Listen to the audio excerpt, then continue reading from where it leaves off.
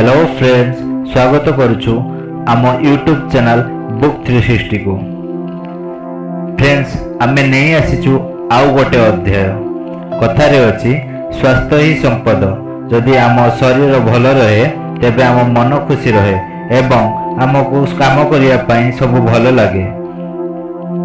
तेणु आपनकर स्वास्थ्य विषय रे आपनको अवगत करबा आमर दायित्व।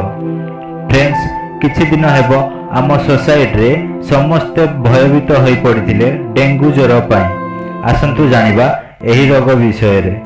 केमिति घरे बसी जानि परिबे डेंगू ज्वर लक्षण एवं केमिति घरे बसी एही ज्वर को भल करि परिबे। तेबे आसंतु जानिबा एही रोग विषय रे। एही ज्वर हेले बॉडी रो टेम्परेचर हठात बढ़ी जाई थाए। मुंड एवं सबु गंठी बहुत जोर रे बिंधी थाए। देहरे घिमिर भली नाली रंगर घिमिर बाहरी थाए।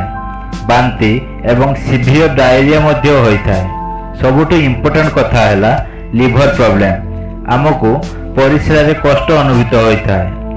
निजको अणनिश्वासी लागे एवं आम पाटी एवं नाकरू रक्त पड़े। फ्रेंड्स, एक सर्वे रु जना जायछि जे प्रत्येक वर्ष 50 लाख रु अधिक एही रोग रे आक्रांत होइथेंती।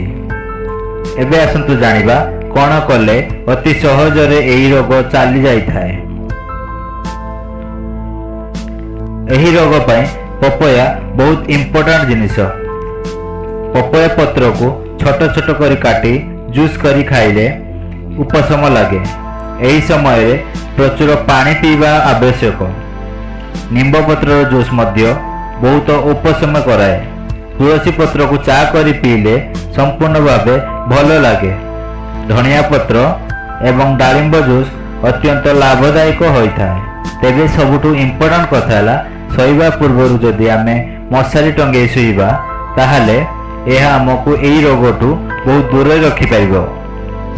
फ्रेंड्स, आज ये वीडियो केमिति लागिला लाइक एवं कमेंट करी निश्चय जणाइबे।